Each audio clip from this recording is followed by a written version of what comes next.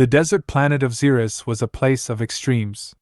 Huge sand dunes stretched as far as the eye could see. They were like waves in a giant, endless ocean. The heat during the day was unbearable, like being inside a furnace. But at night, the temperature dropped suddenly. It became freezing cold, like being in the coldest part of space. Strong winds blew all the time, carrying sand that stung like tiny needles. It was a world that didn't seem to want any life on it. Yet humans had come to this harsh place. They were there to mine a rare and valuable crystal called beryllium. The mining operations on Xeris were extensive, a sprawling network of excavation sites, processing plants, and living quarters, all connected by a web of transport routes that crisscrossed the harsh terrain. The miners themselves were a hardy bunch, men and women who had adapted to the planet's brutal conditions, their bodies toughened by the constant exposure to the elements, their spirits resilient in the face of the daily challenges. They worked long hours, operating heavy machinery, blasting into the rock, and sifting through the debris in search of the elusive beryllium crystals. The work was dangerous and demanding, pushing the miners to their limits, but the rewards were great. Beryllium was a rare and valuable resource, essential for advanced technology, and those who dared to brave the harsh conditions of Xeris could earn a fortune. John Stone was one of the many miners who worked on Xeris. He was a quiet man. He was good at his job. He had spent many years on this planet. He knew its dangers and its secrets. He had seen the beauty of the desert at sunrise. He had also felt its unforgiving cruelty when sandstorms hit. He preferred the solitude of the remote mining sites, the rhythmic hum of the machinery, and the challenge of extracting the precious crystals from the unyielding rock. He was a man of few words, but his knowledge of Xeris was vast, his instincts sharp, and his skills as a miner unmatched. He had witnessed firsthand the planet's volatile weather patterns, the shifting sands that could swallow a man whole, and the strange, haunting beauty of the desert at night. He had learned to respect the planet's power, to navigate its treacherous terrain, and to survive its harsh conditions. One day, John was working in a new area. It was far from the main mining colony. He was using a big machine to cut into the rock.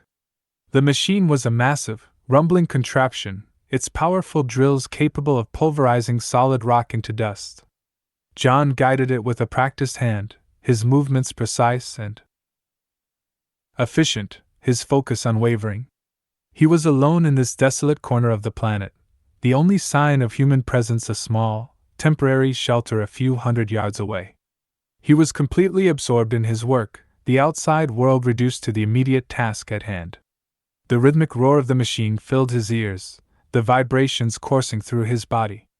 He felt a sense of connection to the machine, a symbiotic relationship between man and technology, working in harmony to extract the planet's hidden treasures. Suddenly, his machine hit something hard. It wasn't the rock he was used to. This was something different. It was smooth and shiny. It glowed with a strange inner light. John stopped his machine.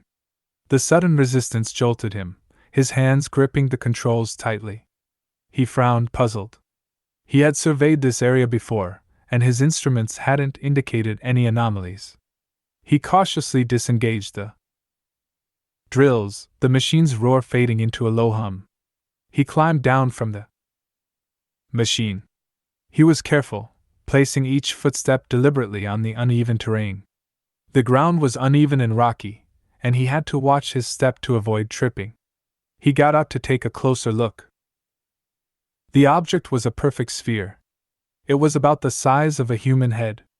It was made of a material John had never seen before. It was smooth like glass, but it seemed to pulse with a soft, warm light. The light seemed to change colors slowly. It went from deep blue to bright green to a soft, golden yellow. It was mesmerizing, like looking at a small galaxy. The shifting colors swirled and danced within the sphere, creating an ethereal spectacle that captivated John's senses. He had never witnessed anything so beautiful, so otherworldly. It was as if a piece of the cosmos had been plucked from the heavens and placed before him. He felt a sense of awe and wonder, a feeling that was both exhilarating and humbling. John was careful. He brushed the sand away from the sphere. The sand was fine and abrasive, and it clung to the sphere's surface.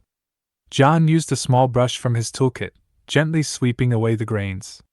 As he did, he noticed strange symbols on its surface. The symbols were delicate and complex. They looked like writing, but not any writing he knew. They seemed to flow and move slightly, as if they were alive. The symbols were etched into the sphere's surface with incredible precision. They were intricate patterns of lines and curves, spirals and angles, that seemed to shift and change as John moved around the sphere. They pulsed with the same soft light as the sphere itself, creating an illusion of movement. It was as if the symbols were alive, constantly rearranging themselves, telling a story that John couldn't understand. John felt a strange sense of wonder and fear. He had found something that didn't belong on Xeris, something not of this world. This discovery challenged his understanding of the universe. It opened up the possibility of other worlds, other civilizations, other forms of life. It was a moment of profound realization, a moment that would forever alter his perception of reality. John knew he should report his finding to his supervisor, Mary. She was a strict but fair woman, and she valued his judgment. He trusted her to know what to do in this situation. Protocol dictated that any unusual findings should be immediately reported to the higher authorities. But he couldn't resist the urge to touch it. The sphere seemed to beckon him, its soft light and mesmerizing symbols creating an irresistible allure. He felt an almost magnetic pull towards it, an overwhelming curiosity that overrode his rational thinking. He reached out and placed his hand on the sphere. As soon as he touched it, a wave of energy went through his body. It was like being hit by a strong electric shock, but it didn't hurt. Instead, it felt strange. The energy surged through his veins. It was like a jolt of pure life force, invigorating him, expanding his consciousness. John felt a rush of images and sounds in his mind. He saw alien landscapes, huge cities that reached into the sky, and beings that looked like nothing he had ever seen. The landscapes were breathtaking. There were floating islands, crystalline forests, and oceans of liquid light. The cities were sprawling metropolises, structures of impossible geometry, shimmering towers that pierced the clouds, vehicles that soared through the air with effortless grace. The beings were even more astonishing. They came in all shapes and sizes, some tall and slender, others short and stocky, some with smooth skin, others with scales or fur, some with wings, others with tentacles. They were all unique, all intelligent, all vibrant. He heard music that was both beautiful and terrifying. It was like a symphony of the stars. The music was a complex tapestry of harmonies and rhythms, melodies that soared and dipped, harmonies that resonated deep within his soul. It was both exhilarating and frightening, a sound that spoke of both creation and destruction, of infinite possibilities and unimaginable dangers. The images and sounds were overwhelming. They were too much for his mind to understand. It was like trying to contain an ocean in a cup, trying to grasp the infinite with a finite mind. Then, just as suddenly, it was over. The images and sounds disappeared. John was left standing there. He was breathing heavily. His heart was racing. He felt dizzy and confused. The sphere was still glowing softly in his hand. But now, it felt different. It felt connected to him. The sphere seemed to hum gently. It was as if it was alive, resonating with his own energy. John felt a strange sense of kinship with it, an inexplicable bond that transcended words or understanding. He knew, with a certainty that defied logic, that this sphere was no mere object. It was something more, something significant. It was a key, a doorway, a message. John knew that he had to tell someone about what had happened. This was bigger than anything he had ever found. This could change everything they knew about the universe. The implications of his discovery were staggering. If this sphere was truly of alien origin, then humanity was not alone in the universe. There were other intelligent beings out there, beings with technologies and knowledge far beyond their own. This realization could usher in a new era of understanding, or it could lead to unimaginable conflict. The possibilities were endless, the potential consequences both exhilarating and terrifying. He carefully wrapped the sphere in a cloth. The cloth was soft and protective, shielding the sphere from any further damage. He treated it with the utmost care, aware of its delicate nature and its immense value. Then, he put it in his backpack. The backpack was sturdy and reliable, designed to carry heavy loads across long distances. It was the same backpack he used for his mining gear, but now it held something far more precious than any beryllium crystal. He started the long walk back to the mining colony.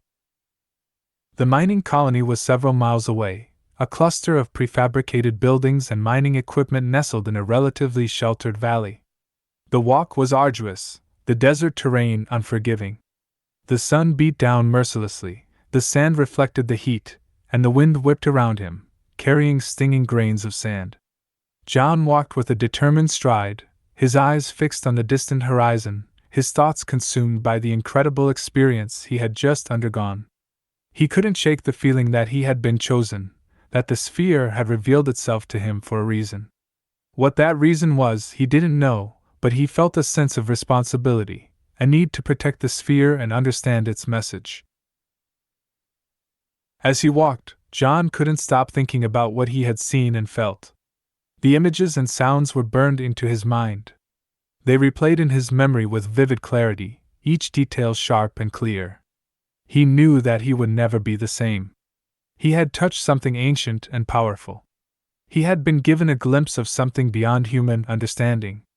The universe had suddenly become a much larger and more mysterious place, filled with endless possibilities and unknown dangers. The encounter had awakened something within him, a sense of curiosity and wonder that he had long forgotten. He felt a renewed sense of purpose, a desire to explore the unknown and unravel the mysteries of the cosmos. The journey back to the colony took several hours. The desert seemed to stretch on forever, the heat and the wind testing his endurance. But John pressed on, driven by a sense of urgency. He knew that he had to share his discovery as soon as possible. The longer he waited, the more the implications of his finding weighed on him. He imagined the reaction of the other miners, the scientists, the authorities. He wondered what they would make of the sphere, what they would do with it. Would they understand its significance? Would they be able to decipher its message? Or would they dismiss it as a mere curiosity, a strange anomaly with no real meaning? Finally, as the sun began to dip below the horizon, casting long shadows across the dunes, John reached the outskirts of the mining colony. The first buildings came into view, boxy structures of metal and composite materials, designed to withstand the harsh environment. Lights flickered in the windows, casting a warm glow into the twilight. John quickened his pace, his heart pounding with anticipation. He could see the outlines of other miners moving about, their figures silhouetted against the fading light. He wondered if they could sense the change in him, the subtle shift in his demeanor that reflected the profound experience he had undergone. When John finally reached the colony, he went straight to Mary's office. The administrative building was a central hub of activity, a place where miners reported their findings, received their assignments, and sought assistance. Mary's office was small but functional, equipped with a desk, a computer terminal, and a few chairs. It was usually a place of order and efficiency, but tonight it would become the center of a discovery that would shake the foundations of human knowledge. Mary was surprised to see him. He looked pale and shaken. His clothes were dusty, his face streaked with sweat, and his eyes wide with a strange intensity. "John, what's wrong? You look like you've seen a ghost." Mary's voice was filled with concern. She had known John for many years. She had never seen him like this before. He was usually so calm and composed, so unflappable. Now, he seemed agitated and disoriented, his eyes filled with a strange mix of awe and fear. John took a deep breath. He took the sphere out of his backpack. He placed it on Mary's desk. The sphere glowed softly. It filled the room with its strange, Otherworldly light. The light pulsed gently, casting dancing shadows on the walls and ceiling. It was a mesmerizing sight, a beacon of the unknown in the mundane reality of the office. The air crackled with a subtle energy, a palpable sense of anticipation. "I found this," John said. His voice was low and serious. "Out in the new excavation site. I touched it and I saw things, Mary. Things that aren't possible." John's voice trembled slightly. He struggled to find the words to describe the indescribable. The images and sensations were still vivid in his mind, replaying with haunting clarity.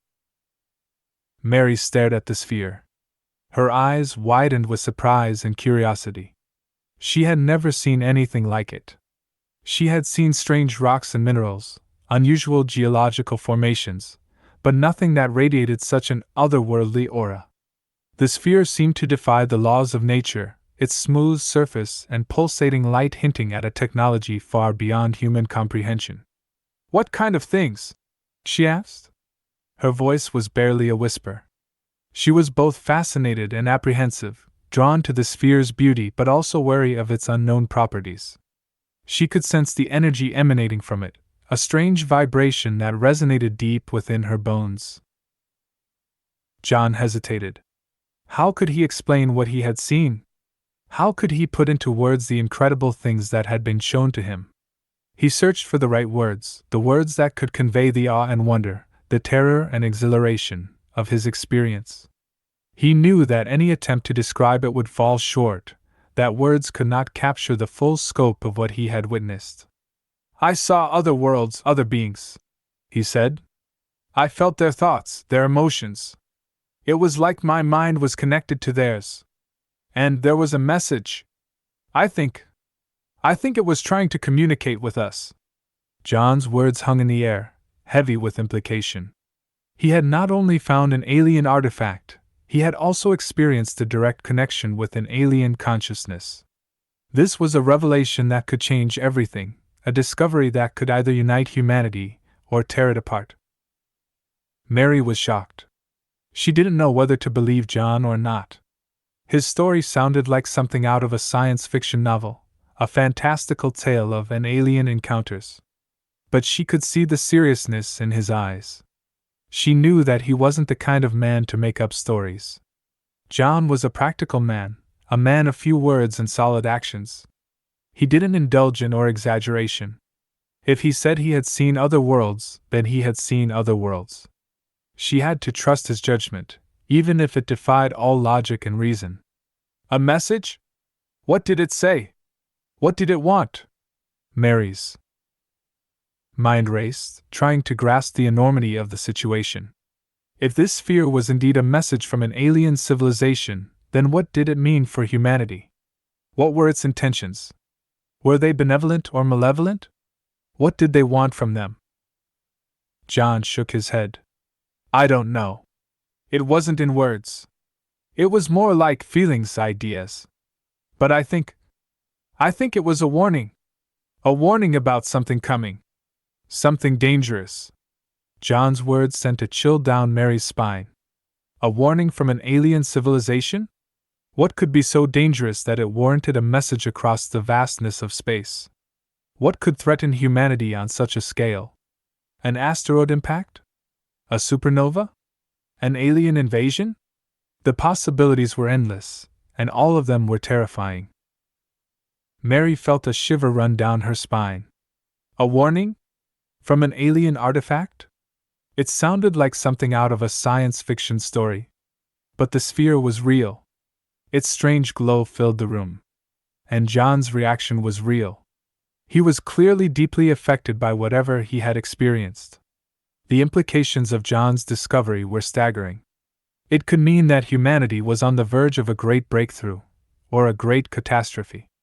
The future of humanity hung in the balance, dependent on their ability to understand and respond to this alien message. "We need to show this to someone higher up," Mary said. "Someone in command. This is beyond anything we can handle." Mary knew that this discovery was too important, too significant, to be left to the discretion of a mining supervisor. They needed to involve the authorities, the scientists, the leaders who could understand the full implications of this finding. They needed to assemble a team of experts, linguists, scientists, and military personnel to analyze the sphere and determine its purpose. John nodded. I agree. But be careful, Mary. I don't know what this thing is capable of. I don't think we fully understand what we're dealing with. John's warning was a sobering reminder of the potential dangers they faced.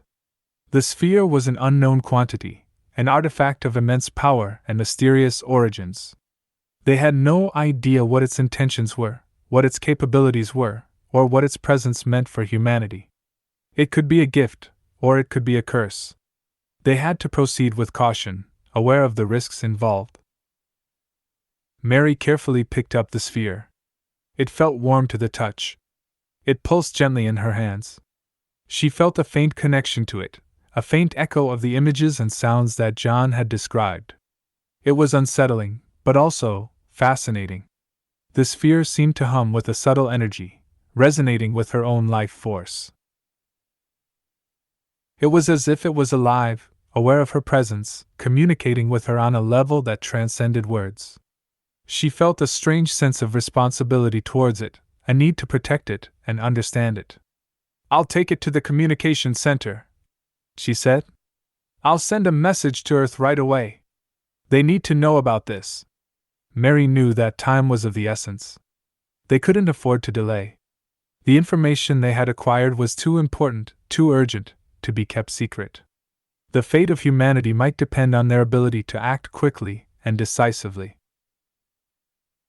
The communication center was located on the outskirts of the mining colony, a heavily fortified structure equipped with powerful transmitters and receivers capable of sending and receiving messages across vast distances.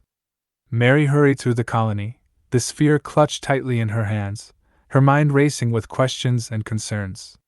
She could feel the sphere's energy pulsing against her skin, a constant reminder of the alien presence she carried. She imagined the reaction on Earth, the shock and disbelief that would greet her message. She wondered how the world would react to the news that humanity was not alone in the universe. As Mary left the office, John watched her go. He couldn't shake the feeling of unease. He knew that they had found something important. He also knew that this discovery could bring great danger. The sphere was a mystery. It was a key to unlocking secrets that were better left hidden. John couldn't help but wonder what the future held. He had a sense of foreboding, a premonition that this discovery would change everything.